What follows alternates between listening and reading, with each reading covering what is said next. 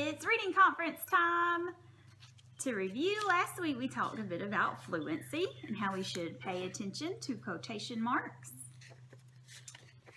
We talked about making your voice match the feeling and how to read fiction like you're telling a story.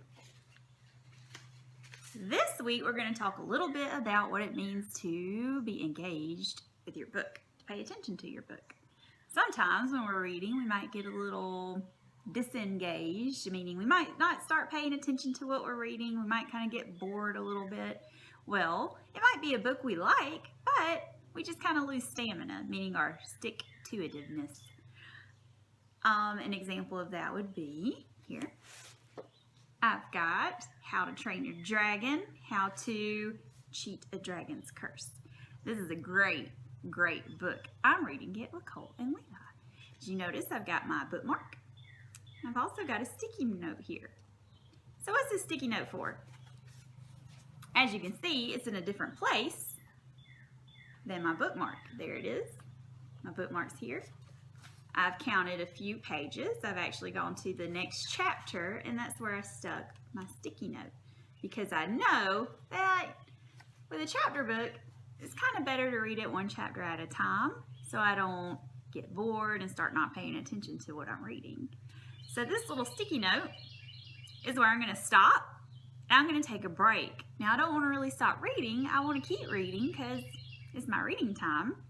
So this is going to be where I take my break read. What is a break read? A break read could be a lookbook like this one. Might not be a book you would read out loud, but a book that you enjoy looking at. It's got some cool little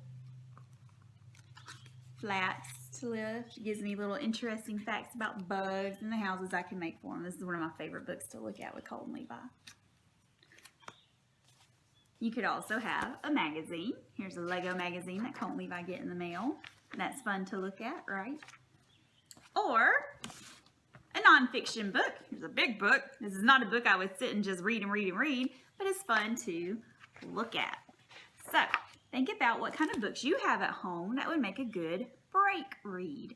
When you're working on a book that maybe your parents gave you to read, think about, where's a good place to stop? And stick yourself either an extra bookmark, piece of paper, sticky note, whatever you've got on hand that would serve as a good thing to mark your spot where you want to stop. And when you stop, pick out your break read. Have them already set out if you want to.